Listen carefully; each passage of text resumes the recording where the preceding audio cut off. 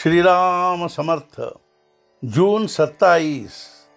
शाश्वत सुख कैसे प्राप्त होगा? जरा सोचिए, हम किसी प्रवचनकार को समझ ले या किसी बड़े वैदिक कर्मकांडी को समझ ले, तब हमें ज्ञात होगा कि उसे उन सभी बातों से संतोष होता ही है। ऐसा नहीं, उसे असंतोष है। समझदारी आने के पश्चात हम सदाचार से व्यवहार कर रहे हैं और धर्म कर्म भी कर रहे हैं, फिर भी हमें संतोष नहीं होता। इसका क्या कारण है? कारण यह है कि हमारा ध्येय निश्चित नहीं है। हम नीति से व्यवहार करते हैं, इसका कारण हमें लोगों का डर लगता है, क्योंकि बुरा व्यवहार करेंगे तो लोग हमें बदनाम करेंगे। मान सम्मान के लिए किया गया कर्म कभी संतोष नहीं देता। पाप कर्म करने वाले को भी संतोष नहीं होता, क्योंकि उसे भी लगता है कि जो वह कर रहा है वह बुरा है। एक बार एक सज्जन मेरे पास आए और बोले, भगवान के यहाँ कोई न्याय नहीं है, वह बिल्कुल अन्यायी हैं। मैंने उससे पूछा, ऐसा आखिर हो भी क्या गया?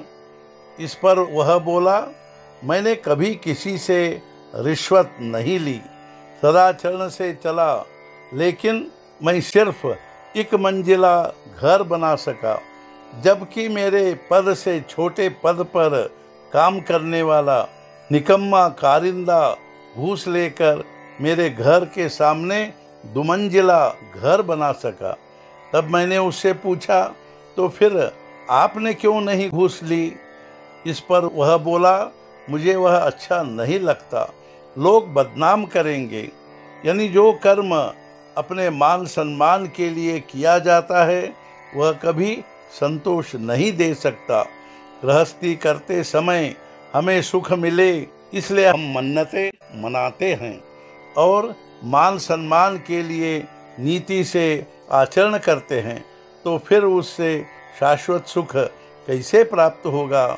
सुहागन ने अच्छे अच्छे गहने पहने, सुंदर साड़ी पहनी, लेकिन ललाट पर यदि बिंदी नहीं लगाई तो इन सारे नोक झोंक का क्या उपयोग? उसी प्रकार यदि भगवान से प्रेम नहीं किया तो सत्कर्म का अपेक्षित लाभ नहीं होगा। इसके विपरीत भगवान के प्रति निस्सीम प्रेम भी होगा और नीति धर्म का आचरण नहीं होगा तो परमार्थ का भवन स्थायी नहीं होगा। सचमुच परमार्थ अत्यंत सरल है। विद्वान लोग यूं ही उसे कठिन करके बताते हैं। अच्छा क्या और बुरा क्या, यह समझने की एक औसतन आयु होती है। उसके बाद अच्छाई के मार्ग पर जो चलेगा उसे परमार्थ अवश्य सधेगा। परमार्थ निम्नलिखित 3 बातों में से किसी एक से सधेगा। 1. देह से साधु की संगति, 2. संत साहित्य की संगति और तदनुसार आचरण, और 3. भगवान का नामस्मरण करते हुए उसकी अखंड संगति। संतों ने जो कहा है उसका निसंशय आचरण करना यह पहली सीढ़ी है, और आगे निश्चय, श्रद्धा और प्रेम से उसी का आचरण जारी रखना अंतिम सीढ़ी है। यही शाश्वत संतोष का मार्ग है।